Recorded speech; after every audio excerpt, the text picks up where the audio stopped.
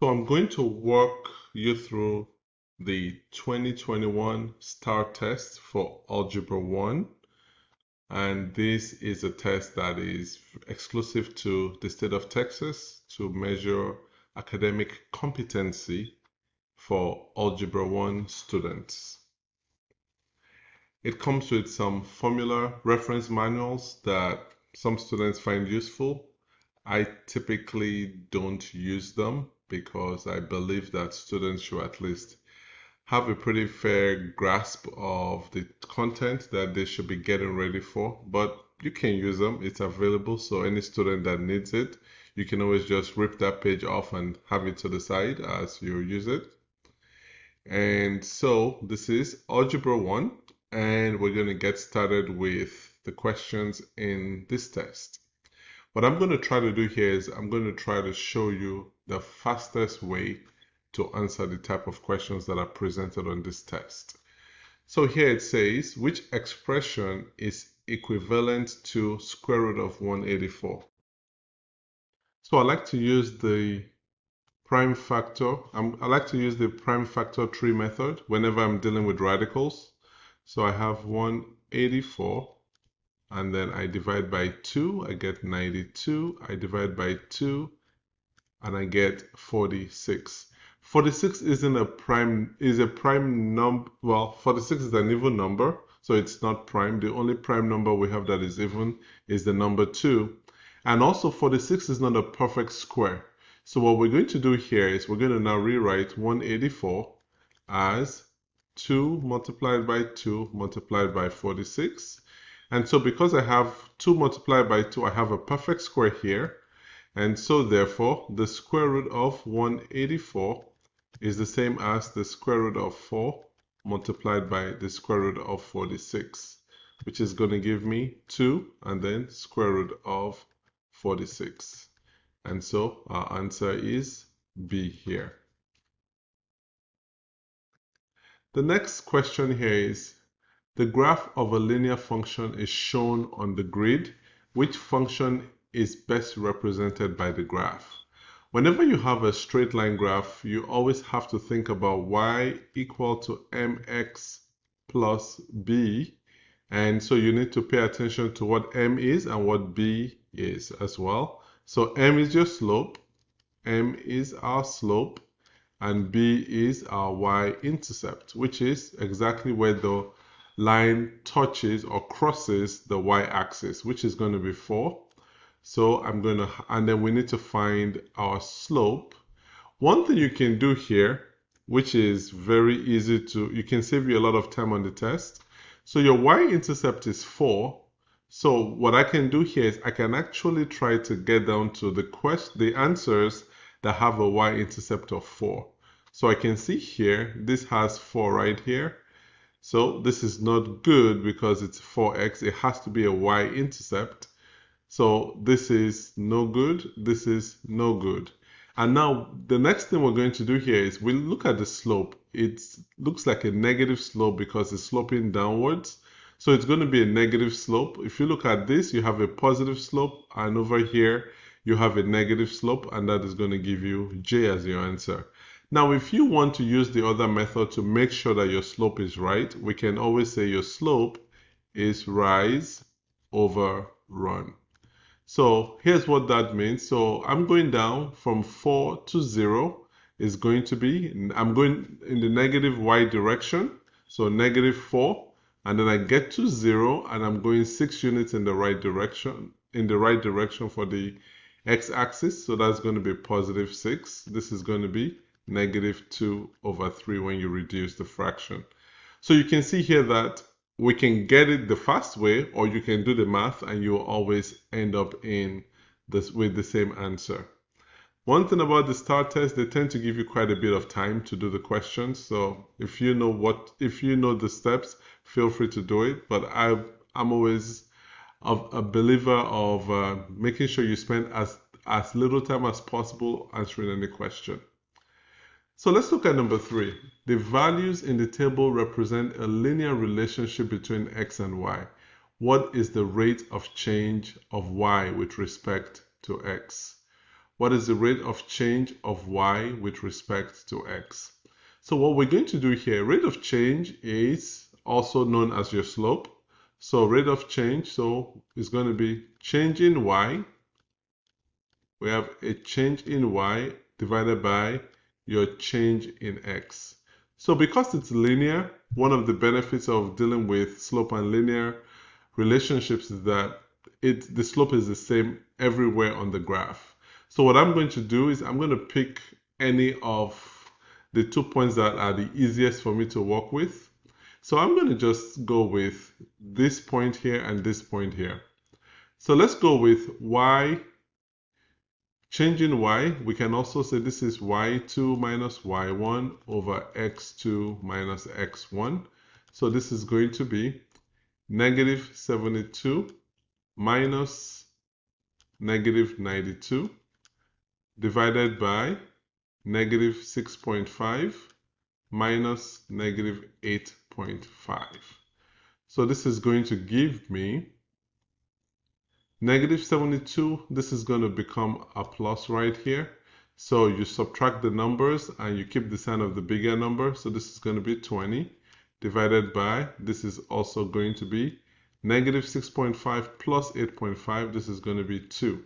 So this is going to give us 10 as the answer.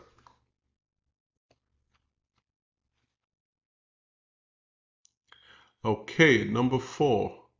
Given that g of x is equal to x squared minus 6x minus 16, which statement is true? So the easiest way to do it, if I look at the answer choices here, I can see that it's looking for the zeros and it's looking for the factors. So let's go ahead and just factor these. Let's factor this.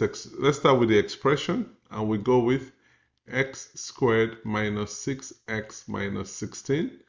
And what we typically do is we look for the factors of negative 16 that have a sum of negative 6. So I'm going to look for 2 factors. I can see here, based on what I'm saying in the answers, I'm going to go with 8 and 2. And because my 6 is negative, I'm going to end up with negative 8. So this is going to be x minus 8 and then x plus 2. So those are the factors of this expression here. So x minus 8 and x plus 2. So I can see here that this is the only one that has x minus 8 and x plus 2. So the other way to get these other answers is to equate each of these expressions to 0. So x minus 8 equal to 0. So x equal to 8. X plus 2 equal to 0. X equal to negative 2. So that's why you have those answers. The next question here is, which ordered pair is in the solution set of 8x plus 16y greater than 32? Best thing to do here is to go ahead and just divide everything by 8. So we're going to have x plus 2y greater than 4. So another thing to do is to write this in the form, we're going to always like to start off with y equal to mx plus b. And although this is an inequality, it's always good to start with the equation form. So what we're going to do here is rewrite this in that form. So we have 2y equal to negative x plus 4. And then y is equal to negative x over 2 or negative 1/2 x plus 2. So that means that my y-intercept is 2 and my slope is negative 1 over 2. That's my slope, which means that I'm going to have negative 1 over 2 or 1 over negative 2. So that means if I go up 1, I go left 2, something like that, up 1, left 2, up 1, left 2, down 1, right 2, down 1, right 2, down 1, right 2. So something that looks like this, and because it's greater than, you are going to have broken lines. It's not going to be a straight line because it's not equal to. And the region that satisfies that is going to be the region above the line. So let's use a different color here just to indicate that region up here. So now the question is asking which ordered pair is a solution, which other pair is in the solution set. So it's pretty much asking you which of these points is above the line. So let's see, we have 4, 0, that's right on the line. We have 0, 2, that's right on the line. And you have to pay attention to the fact that if it's on the line, it will not work because this is a greater than, it's not a greater than equal to. So just be watchful of that. So we have -1, 1, that's not going to work. What about -3, 5? That is right about here. So this is going to be the point that is in the solution set. Number 6. What is the equation in slope-intercept form of the line that passes through the point -26 and -26, -11, and 39, 34? So we need to first find the slope. The slope is y2 minus y1 over x2 minus x1. So y2, let's go with 34 minus -11 divided by x2, 39 minus -26. So this is going to be 45. So this is 34 plus 11 over 39 plus 26, which is 45 over 65. And that's going to give us 9 over 13.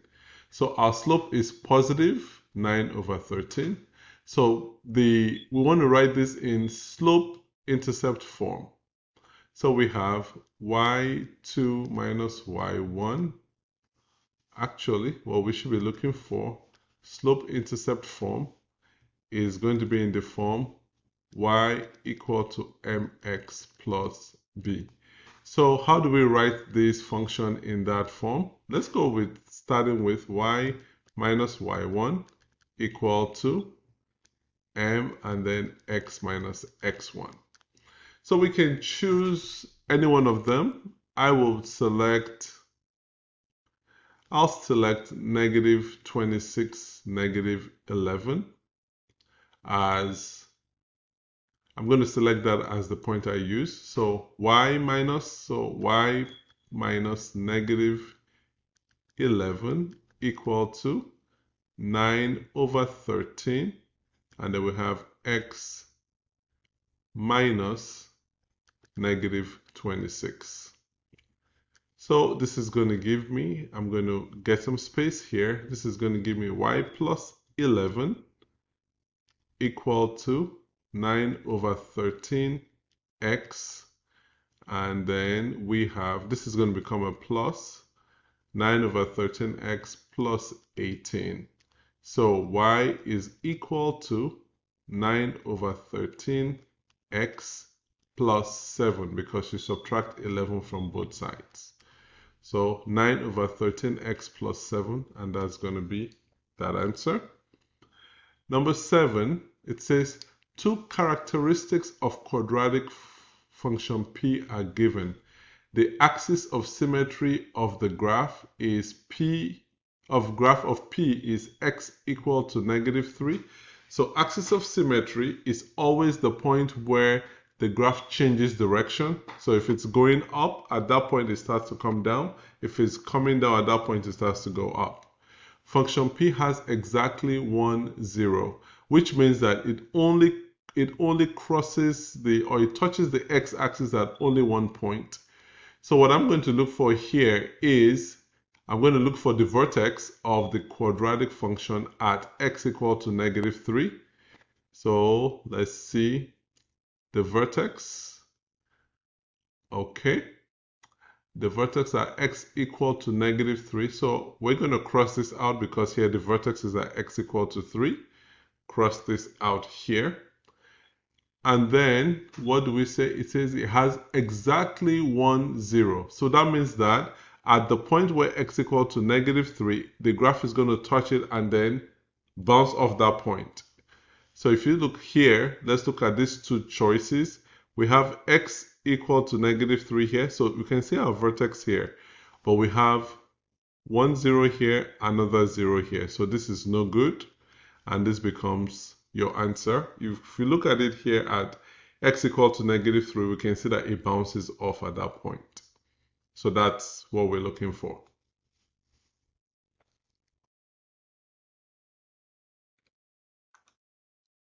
Number 8. Which expression is equivalent to x to the power of 9, y, and then z to the power of 4, and then everything to the power of 5? Now let's look at the rule that we're going to be applying here. The rule we're going to be applying here is the exponent rule that says ab to the power of m is equal to a to the power of m multiplied by b to the power of m. So anytime you have an expression in parentheses and an exponent outside the parentheses, what you're going to do is each of those terms in the parentheses is going to have the exponent outside applied to it. So what does that mean for us here? It's going to be x to the power of 9 to the power of 5 multiplied by y to the power of 1 to the power of 5 multiplied by z to the power of 4 to the power of 5. So this is going to be x to the power of 45, y to the power of 5, and z to the power of 20. So x to the power of 5, y 45, 5, 20. So this is going to be our answer. So the graph of a linear function g passes through the points -7, -4, and 7, 6 as shown below. What are the slope and y-intercept of g? So let's look for the slope. Slope is easy to find. So slope is going to be y2 minus y1 over x2 minus x1. So this is going to be 6 minus -4 divided by 7 minus -7. So this is going to be 6 plus 4 over 7 plus 7. This is 10 over 14. And if you reduce this, you're going to get 5 over 7. So we can see here that our y-intercept is 1. Y-intercept is 1, and our slope is 5 over 7. That's our answer right there. Number 10. What is the solution to 4 parentheses y minus 3 plus 19 equal to 8 parentheses 2y plus 3 plus 7? So the best way to go about this is to actually apply PEMDAS. PEMDAS is always a good guiding principle whenever you're dealing with expressions or equations or any kind of a problem that has multiple operations. So we're going to first distribute the 4 into y minus 3. So that's going to give us 4y minus 12 plus 19 equal to, then we distribute 8 into 2y plus 3, 16y plus 24 plus 7. So now we're going to simplify on both sides. So we have 4y minus 12 plus 19, that's plus 7, equal to 16y, and then we have plus 31. So what we're going to do now is we're going to group common terms together. What I would like to do is I'm going to move the y to the right hand side. So I subtract 4y here, subtract 4y. So I have 7 equal to 12y plus 31. And then I'm going to move my 31 over to the left hand side. Now I have 12y equal to -24, and we divide both sides by 12, and then we have y equal to -2. And that's going to be our answer right there. Number 11, it says the graph shows the number of game consoles sold in millions since 2009. So what we can see here is from 0, we start off at 25.5. So I'm going to start with g of x is 25.5. But what you're seeing here is that there's a reduction year over year. So let's see, from 25.5 to 15.3, So let's do a multiplication, or actually let's do a division from 15.3 to 25.5. So 15.3 divided by 25.5. If you go through this, you'll find that this is 0.6. And then for the second year, let's see what the relationship here is. So 9.18 divided by 15.3 rather, divided by 15, divide that by 15.3, and you're going to get 0.6. So you can see here that we have, this is more like, this is a question on growth and decay. So we have here a decay, and it's the rate is going to be 0.6, and then this is to the power of x. So we're looking for, we start off with 25.5, and we expect the change to be 0.6, and x is going to represent the number of years since 2009. So let's see, 25.5, 0.6 to the power of x right there. Number 12, a ball is placed in a machine that throws the ball up in the air. The table represents some point on the graph of a function that models the ball's distance from the ground with respect to the time the ball had been thrown. What is the range for this situation?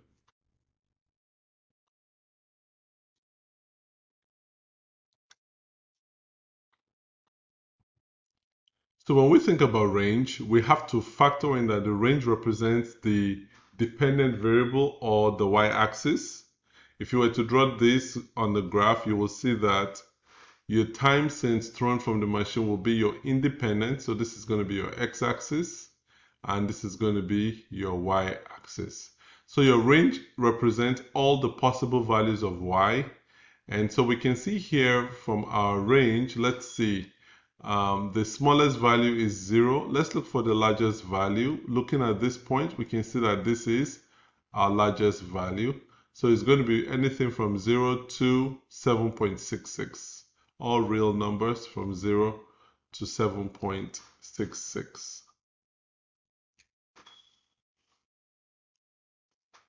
Which graph best represents the solution set to this system? X plus y less than 1, x minus y less than or equal to 2. So the best way for us to do this is to always write it y equal to mx plus b, and then we'll apply the inequalities as necessary. So this is, first one is going to be, let's go with x plus y less than 1. Let's subtract x from both sides. It's going to be y less than, oops, not equal to. It's going to be y less than negative x plus 1. So that's going to be a negative slope right there. And then x minus y less than or equal to 2. Let's go ahead and subtract x from both sides. So negative y less than or equal to negative x plus 2. And we always want y to have a coefficient of 1. So we're going to multiply everything by negative 1. And we're going to end up with y is greater than or equal to x minus 2.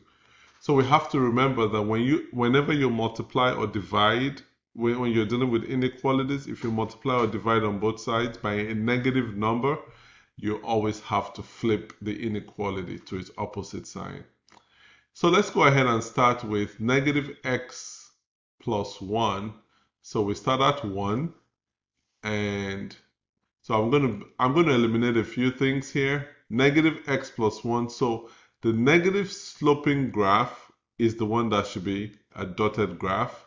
So I can see here, this already eliminates this. So let's see if this is also gone. So now we need to figure out what's next. The first thing we're going to be looking at here is we have a graph with a slope of 1 and a y-intercept of negative 2.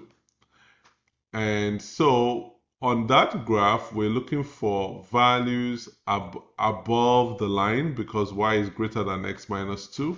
So we're looking for something above the line. And then for the sloping graph, for the negative slope graph, we're looking for values that are below the line. So you can see if I drew a graph, my own graph, let's assume I drew a graph like this, the graph that what it would look like, the positive sloping graph is right about here, and our negative sloping graph is right about here. So if I was to account for these values, I would say y is greater than x minus 2. So I'm going to do this right here, right about here. And then y is less than negative x minus 1. So it's going to be right about here. So you can see where we create some kind of a cross match is going to be where our solution set is. And that also looks like the solution set represented in A.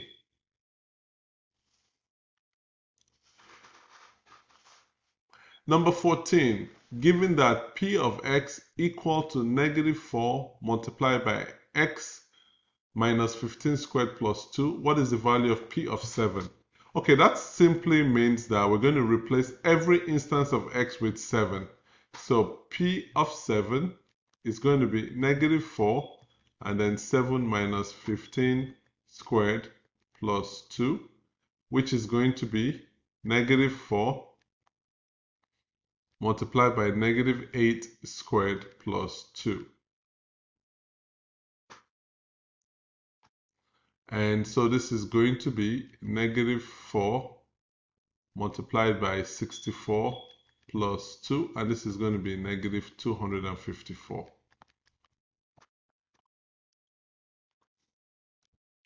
So here, a customer paid a total of $6 for 68 copies at the print shop. Some copies were black and white, and the rest were color copies. So we have to pay attention to some detail here. Total cost is going to be $6, and total number of copies is 68. Okay, so those are the things we need to pay attention to. And for the copies, we have black and white, which is 0.08, and color is 0.15. So if we just look at this, let's say that B represents, this is black and white, this is color, okay? Let's say that B represents the number of black and white copies, and C represents the number of colored copies. So what we need to remember is that based on that, B plus C is equal to 68. And then now we need to account for the cost. So it's going to be 0.08B plus 0.15C equal to $6. So that's what we're looking for. So let's see if we have any answers that look like that. B plus C is 68, 0.08B, 0.15C is $6. So that's our answer right there.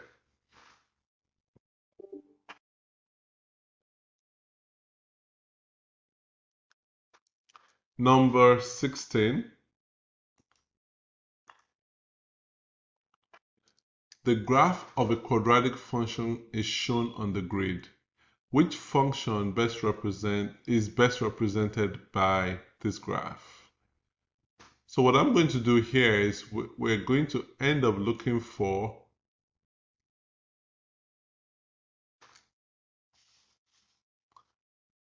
there are a few things we can do actually to get to the function that is represented by this graph. First of all, we can see that the graph is sloping downwards. So that means that it's going to be negative x, the quadratic term or the x squared term is going to have a negative. Okay, I see all of them have a negative. And then what we can do also is put a f of 0. That's one way. I like to always go x-intercept, y-intercept and use that as a way to get my answer. So the y-intercept here is 8. So that means that f of 0 is equal to 8. So now when we have f of 0 equal to 8, it means that this one is going to be gone, this one is going to be gone. So the next thing we need to pay attention to is that now that we have these two right here, we also know that f of -4 is equal to 0 and f of 4 equal to 0. So let's go ahead and see which of them will give us that.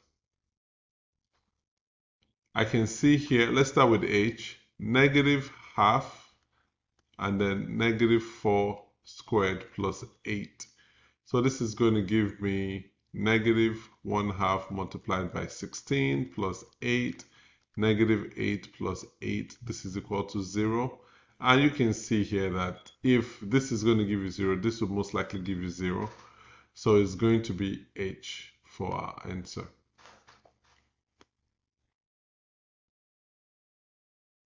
The table of values shows a linear relationship between x and y. What is the slope of the line? Okay, rise over run, or y2 minus y1. Slope is y2 minus y1 over x2 minus x1. So this is going to be, we pick any set of points. So let's make this our y2, y1, x2, x1. Okay, so y2 minus y1, 1 minus 9, x2 minus x1, minus 2, minus -7. So -8 over -2 plus, when you have the negative outside parenthesis, negative inside parenthesis, you just change that to a plus. -2 plus 7 is 5, so -8 over 5. Which expression is a factored form of this expression here? So I'm going to use the slide and shift. I find that to be one of the easiest methods to deal with factoring quadratic terms where the quadratic coefficient or the number in front of the x squared is not 1. So what I'm going to do now is I'm going to take this 2, I'm going to multiply it by 63.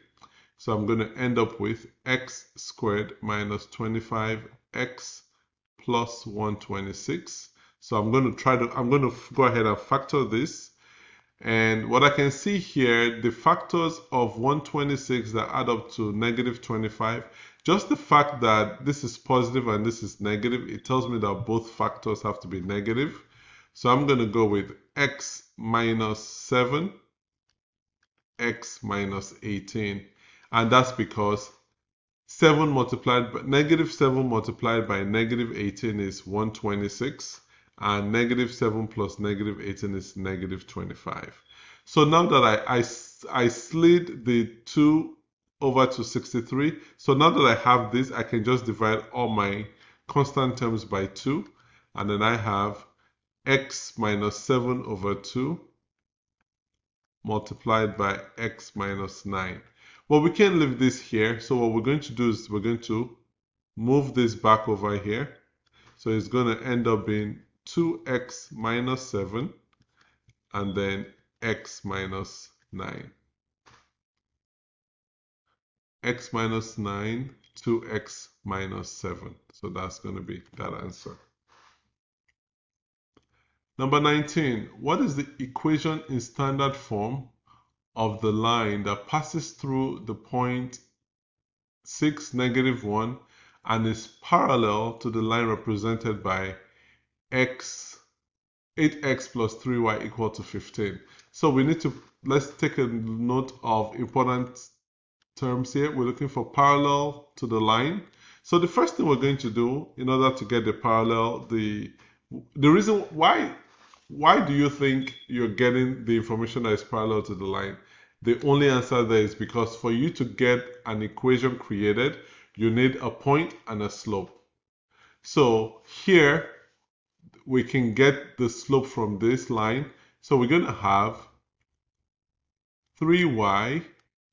You always remember to always write y equal to mx plus b. That's the best way to write it, so you can extract your slope. So 3y is -8x plus 15. We divide everything by 3. And then we have y equal to negative 8 over 3x plus 5. Now it's saying that the question tells us here that the line is parallel to this, and when two lines are parallel, their slopes are the same value. So what we end up with is we need to go through our y minus y1 equal to mx minus x1. So we have our y1 here is -1, y minus -1. Slope is -8 over 3, and then we have x minus, and we have 6 right here. So let's go ahead and simplify. So we have y plus 1 equal to -8 over 3x plus, we multiply -8 over 3 and -6. We should get a 16 there. So we have y equal to -8 over 3x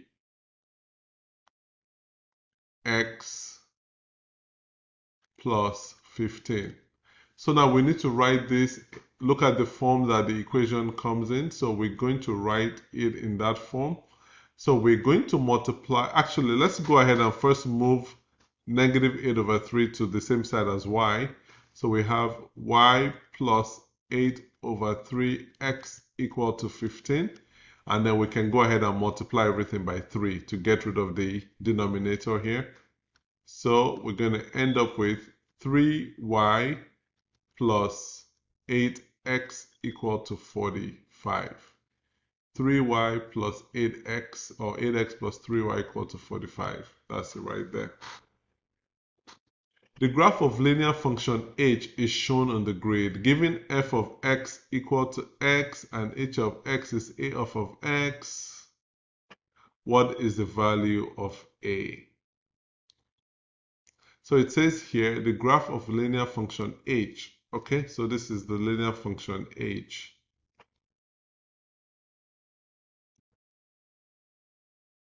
So if we have f of x equal to x, we can look at this as our parent function. And then we want to find the value of a, so we can just simply find the slope of this line.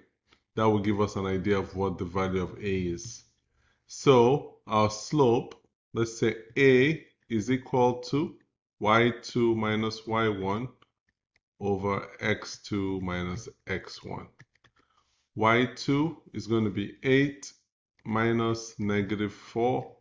x2 is 10 minus -5.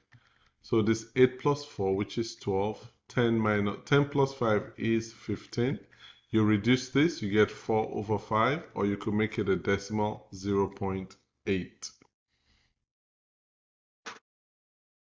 Number 21, a conservation energy tracks the sea turtle population by counting the number of nesting sites where the turtles lay their eggs.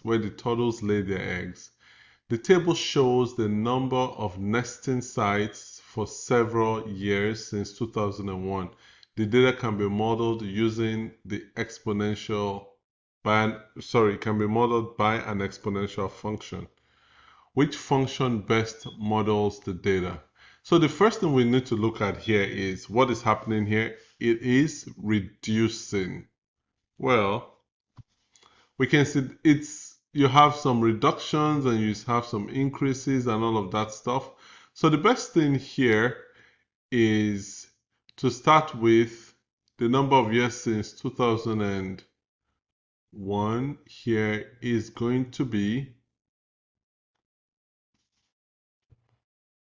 the best way to go about this actually is to put some of these points in your graphing calculator. It will give you an idea of what the graph is going to look like.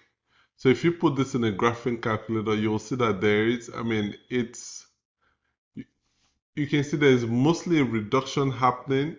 So when you put this in a graphing calculator, you're going to get something that looks more like option B.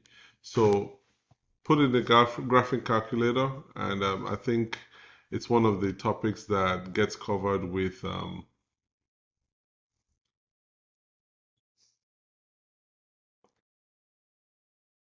correlation. Correlation with, when you're learning correlation, this is one of the examples that show you that.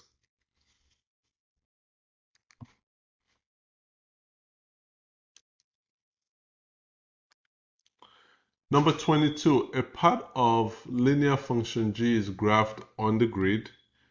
Which inequality best describes the domain and range of the part shown? So your domain is going to go from -7. We're going to, one good way to do it is to draw a line up to this right here, draw a line. So we're going to have, because you have this filled in circle, the filled in hole here, you're going to say that you have from -7 all the way to 6. So your domain is going to go from -7 all the way to 6. Your range, now you're going to put that in the y-axis, draw it all the way here, draw it all the way here, and then your range is going to go from -4 less than equal to y less than equal to 5. So that's what, yeah, your y can also be your g of x. So that's fine there as well. So this is going to be your best answer. 23. Which value of x is a solution to the equation? Okay, so what we're going to do here, let's look at this. I have 3, 30, 72. I'm just going to divide everything by 3. And so I'm going to get, so divide everything by 3. I'm going to get x squared minus 10x minus 24 equal to 0. So let's factor this. I'm going to most likely say that I have, this is -10, -24. So there's going to be two, you're going to have two factors. One of them is negative, one of them is positive. The one that is negative is going to be the larger number, like the larger factor is going to be negative. So that's going to give me 12 and 2. I can get to 10, so -12, +2. So x minus 12, x plus 2 equal to 0. So we're going to solve this. X minus 12 equal to 0, x equal to 12, x plus 2 equal to 0, x equal to -2. So which of them do we have? X equal to -2. That's it right there. Number 24. The tables of ordered pairs represent some points on the graphs of lines F and G. Which system of equations represents lines F and G? Okay, system of equations. So let's go ahead and we're going to use y equal to mx plus b in both instances. So we're going to start off by we're going to find the slope. And because they're linear, one thing to do also, if you're dealing with linear functions, let's look for the slope gives us an idea of the rate of change, right? So if you look from 2 to 4, we have a +2 here and we have a +3.5. So if I'm going back up, so I'm subtracting 2 to get to 0, then I'm also going to subtract 3.5. Yeah, we're going to subtract 3.5. So I'm going to have 0 and 3.5 here. So I'm going to see here that then I'll go ahead and find my slope. My slope here is going to be y2 minus y1. So 10.5 minus 7 divided by 4 minus 2. So this is 3.5 over 2, and this is 1.75. So for line F, we're going to have y equal to 1.75x plus 3.5. Then let's go do the same thing with G. So instead of going so let's look at from -3 to -2, I'm going up +1. from 4 to 0, I'm going negative 4. So from negative 2 to 0, I'm going down. I'm actually going up 2 units. And so that's plus 2 here. And then from 0, we're going to actually subtract 8. So you're going to end up with 0 and negative 8. So now we're going to come up with that equation, because we need, but to do that we need to find the slope. So y2 minus y1. So I see here 0 minus 4 over negative 2 minus negative 3, which is negative 4 over 1. So this is negative 4. And then g is going to be y equal to negative 4x, and then the slope should be negative 8. So let's see. I think f is going to be the best answer. Y equal to 1.75x plus 3.5. Y equal to negative 4x minus 8. Okay, that's right. Number 25. The graph of a linear function is shown on the grid. What is the rate of change of y with respect to x? So what we're going to do here is, let's just go ahead and make this simple. We're going to draw a right triangle.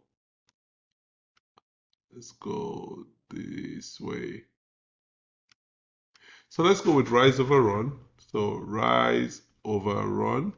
So let's look at what's our rise. But one thing you can do to help yourself here is to look to see that this is a negative slope anyway. So our rise is going to be 1, 2, 3, 4, 5, 6. It's going to be negative 6. And then our run looks to be 1, 2, 3, 4, 5, 6, 7, 8. Positive 8. So this is negative 3 over 4. Negative 3 over 4. Which expression is equivalent to 36x to the 4th power, y to the 5th power, divided by 3xy all squared for all values of x where expression is defined? Okay, so PEMDAS, remember I told you earlier, PEMDAS, whenever you have a bunch of different things happening with expressions or equations, you're looking for different operations that are present, you want to always start with your PEMDAS. So parenthesis, we have an exponent here. So let's go with 36x to the 4th power, y to the 5th power, divided by, so this exponent of 2 is going to apply to everything.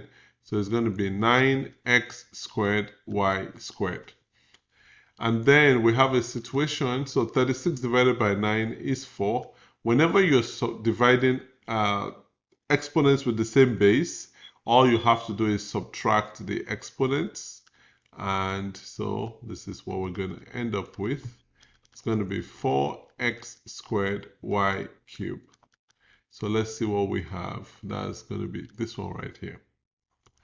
What is the value of the y-intercept of the graph of g of x equal to this? So what do we know about the y-intercept? At the y-intercept, x is equal to 0.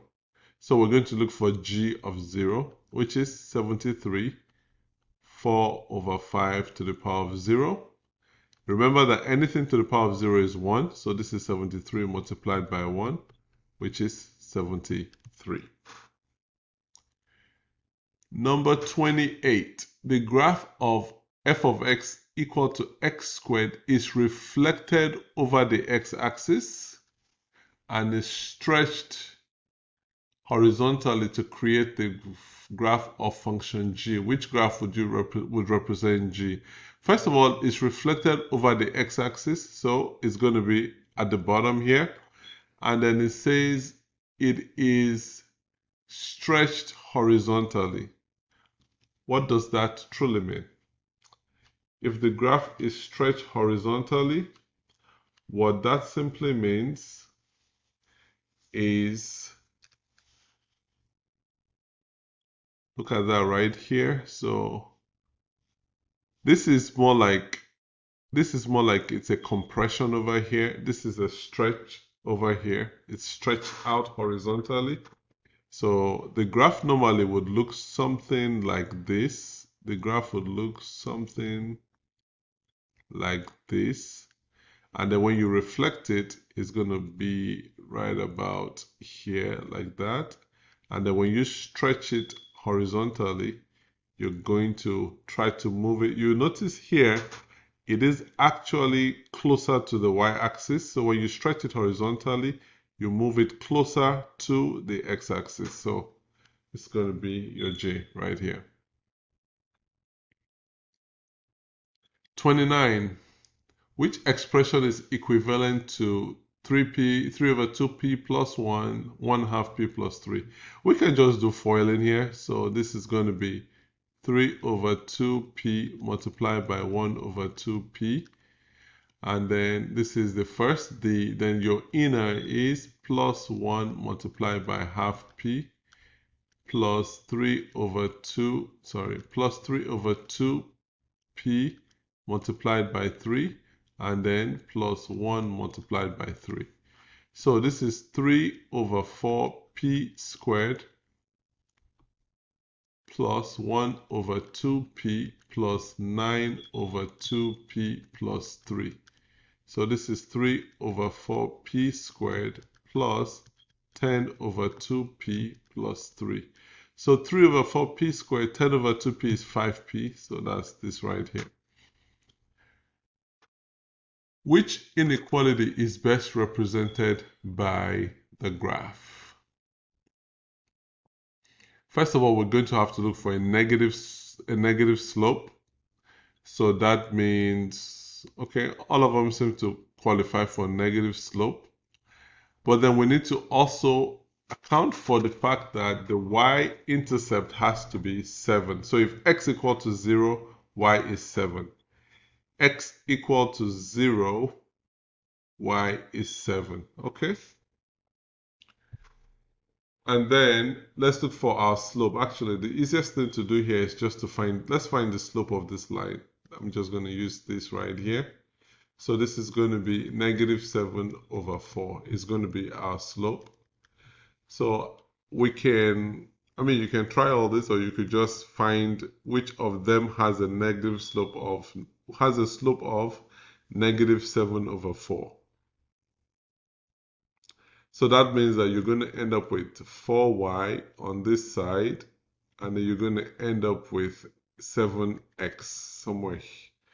So it's going to be 4y, because you have to get negative 7 over 4, it's going to be 4y. And because it's a broken line, you cannot have less than equal to, it has to be just less than.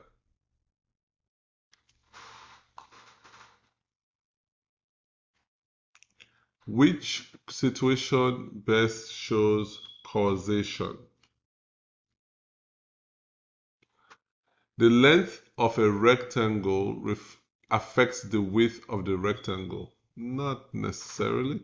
The amount of time a cell phone is used affects the charge of its battery. That is very true. So that is one we can narrow down.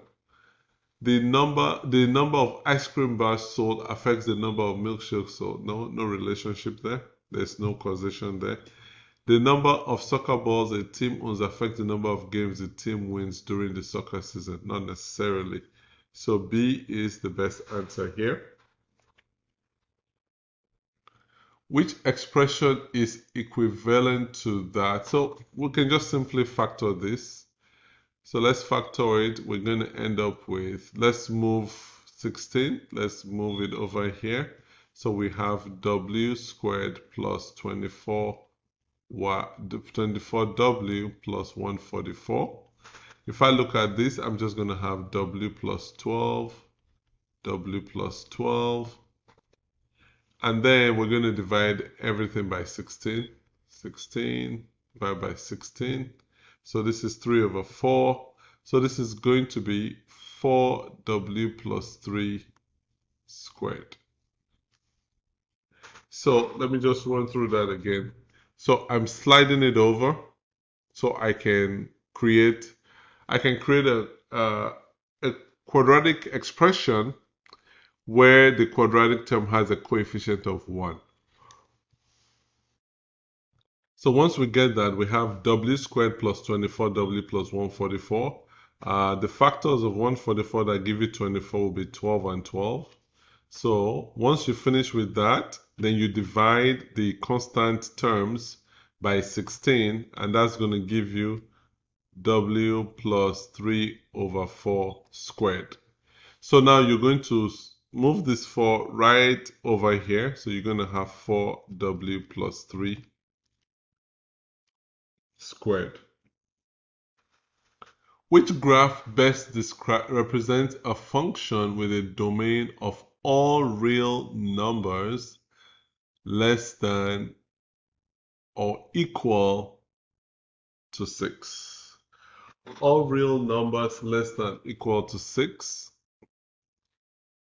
So what you're going to have here is your domain is all real numbers less than or equal to 6, which means that it's pointing towards infinity on the negative side. So your arrow should point towards the left, and then for your 6 is your largest value. So I'm looking for an arrow pointing towards the left and also has another endpoint at 6, where at the point where x equal to 6. So this is not going to be good. So this is our best answer right here. So a quadratic function h can be used to model the height in feet of a rocket from the ground t seconds after it was launched. The graph of the function is shown. What is the maximum value of the graph of this function?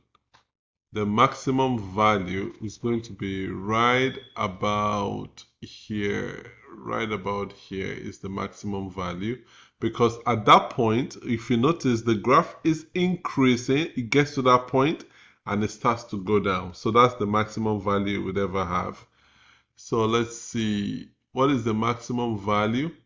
The maximum value is going to be the y value. So we're looking at 225.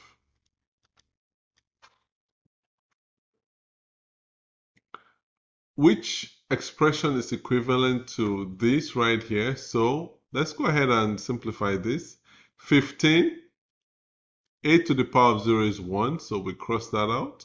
Then we have b squared c to the power of 34 multiplied by 3a to the power of 16, b to the power of negative 29, and then c is 1, so we cross that off. So now let's go ahead and simplify. So 15b multiplied by 3, so that's going to be 45. 15 multiplied by 3 is 45. B squared multiplied by, so this is going to be b squared multiplied by b to the power of negative 29, so it's 2 minus 29. And then we have c to the power of 34. And then we have a to the power of 16. So when you have b 2 minus 29 rather, so this is going to be 45, b to the power of negative 27, c to the power of 34, a to the power of 16. When we look at this, b to the power of negative 27 is divided by b to the power of 27. So this is 45, a 16, c 34 divided by b 27. Oh, that's the wrong one. It's 45.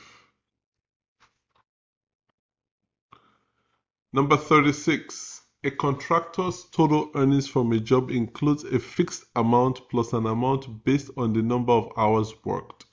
The values in the table represent the linear relationship between number of hours worked and the contractor's total earnings in dollars. So number of hours worked is 0. So total earnings is 20. What is the rate of change of the contractor's total earnings in dollars with respect to? Okay, so that's simple enough. Rate of change, y2 minus y1 over x2 minus x1.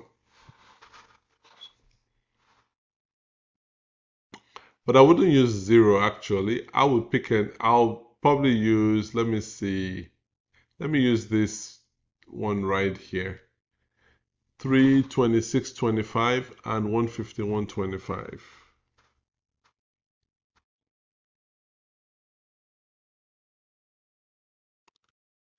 So what am I asking here? Rate of change. Rate is going to be 326.25 minus 151.25. 0057. So this is 175. And we have 35 here. We have 15. That is 20. So 175 divided by 20, so it's about 8.75. What is the solution set for? So let's go with 2x squared plus 11x plus 15 equal to 0. So we're going to go ahead and move this 2 over here. So we end up with x squared plus 11x plus 30 equal to 0. So I can see here this is probably 6 and 5. So x plus 6, x plus 5 equal to 0. We divide by 2 here. So x plus 3, x plus 5 over 2 equal to 0. So we have x equal to negative 3, x equal to negative 5 over 2, or negative 2.5.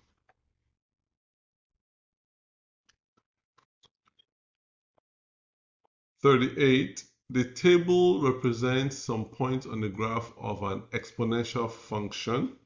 Which function represents this relationship? X equal to 2, f of x equal to 36. So if I look at this, just looking at the answers, I would most likely say you have such a steep increase. X equal to 3.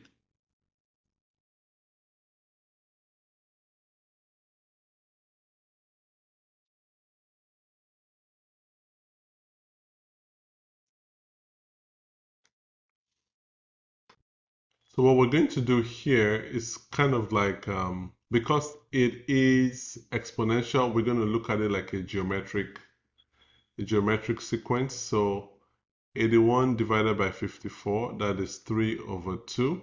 54 divided by 36 is 3 over 2. Okay, so we have 3 over 2. And then now, what we know here is that for us to get to 1, we're going to also divide this by 3 over 2. So that's going to most likely give us 24.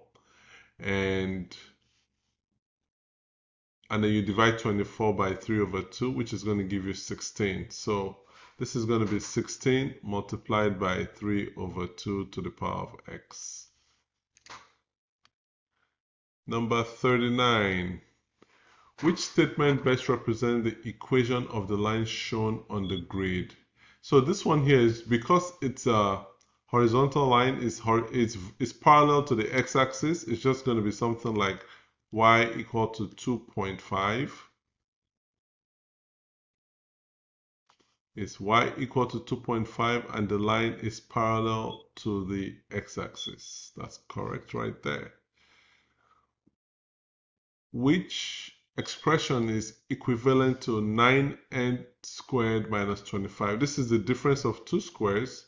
We have a squared minus b squared equal to a plus b multiplied by a minus b. So this is going to be the square root of 9n squared is 3n. The square root of 25 is 5. So let's do this here. 3n also. 5. This is plus, minus. That's that. Number 41. The linear function t has an x-intercept of -1 and a y-intercept of 5. So x-intercept of -1, y-intercept of 5. That's what we're looking for right here.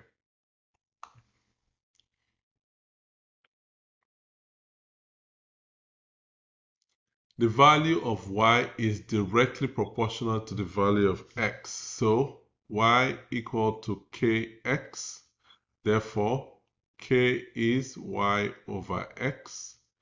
When x is 3.5, the value of y is 14. So k is 14 divided by 3.5, which is 4. So therefore, y equal to 4x. What is the value of y when x is 28? Y is 4 multiplied by 28, which is 112.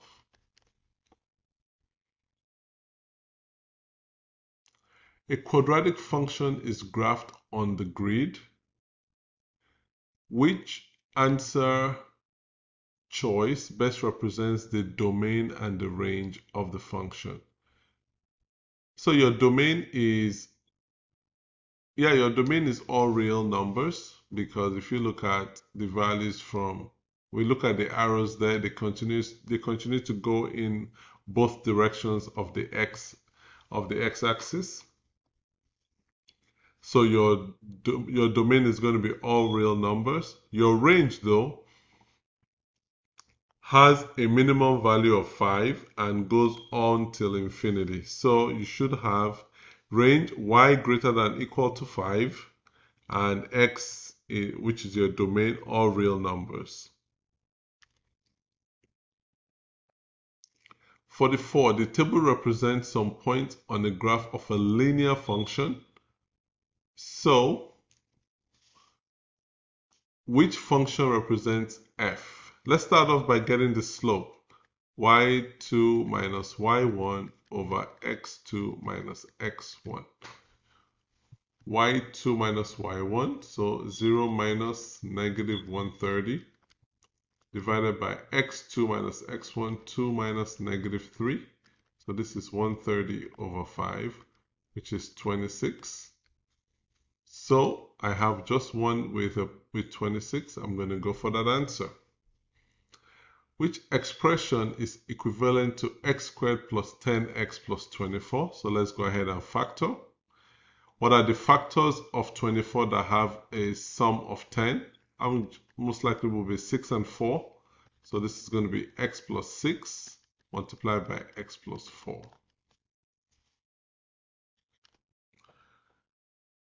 Number 46. Y is less than 3 over 4x minus 4.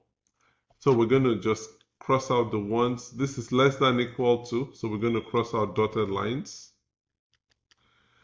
And whenever you have less than equal to, is going to be the region below the line. This is linear, so region below the line. Number 47, the scatter plot and table show the weekly profit in dollars earned from the sale of pastries at 7 different prices. The data can be modeled using a quadratic function. Which function models the data? So what we're going to do here is we're going to always look for this. First of all, you can put this in your calculator. Your calculator will probably do this a lot faster using your scientific calculator. But then we have to account for the fact that the graph looks something like that. So that means that it's going to be a negative x squared, or the coefficient of the quadratic term is negative. So this is gone. And then what is our y-intercept? Our y-intercept. So that's the only thing that is left for us to figure out, the y-intercept.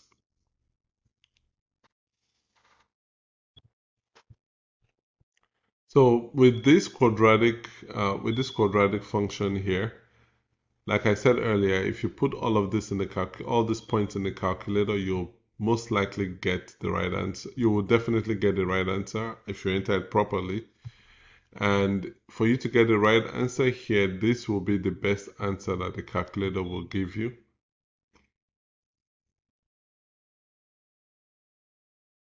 This answer here, even without the calculator, what this is telling you, if we factor this out, it's going to be something like negative 60.4, and then you have x squared plus 5 or something like that, which probably will not work because you cannot have this type of thing here, because you cannot factor this.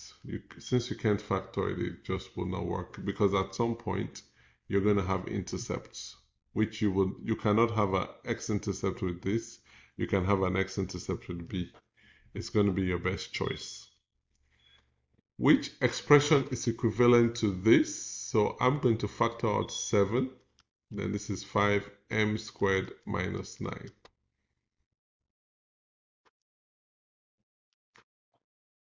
Number 49. A part of exponential function f is drawn on the grid. Which inequality best represents the domain? Okay, so your domain is going to be from -2. Look at this right here. It's an open circle, which means that -2 is not actually one of the values on the domain, and it goes all the way to infinity. So it's going to be mostly x greater than -2, which is right here. What is the value of y in the solution? What is the value of y in the solution to this system of equations? So how do we go about that? We're going to go ahead and replace every instance. We already have x equal to -2y plus 9. We're going to replace x with that value in the first one. So 6y plus -2y plus 9 equal to 59. I'll say -59. So 6y minus 2y plus 9 equal to -59. 6y minus 2y. Okay, so we have 4y plus 9 equals to -59. So let's subtract 9. So 4y equal to -68. We divide by 4, divide by 4, y equal to -17. Right there. Number 51. The graph models the linear relationship between the number of monthly payments made on a loan and the remaining balance in dollars left to pay on the loan. Okay. Which statement best describes the x-intercept of the graph? So your x-intercept generally is going to be the point at which there is no balance left to be paid on that loan. So your x-intercept is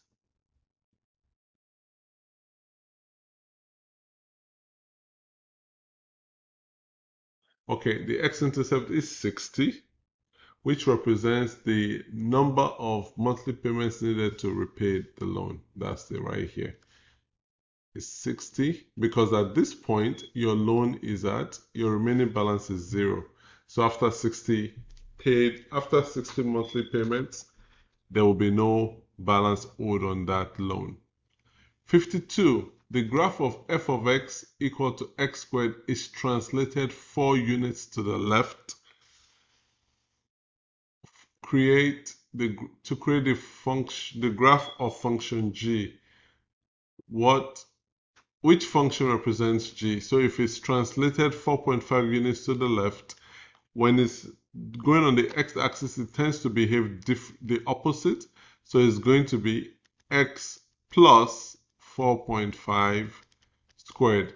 Even though translating to the left will becoming more negative, but because it's happening on the horizontal axis, it tends to behave in the opposite way. So this is what that is going to be.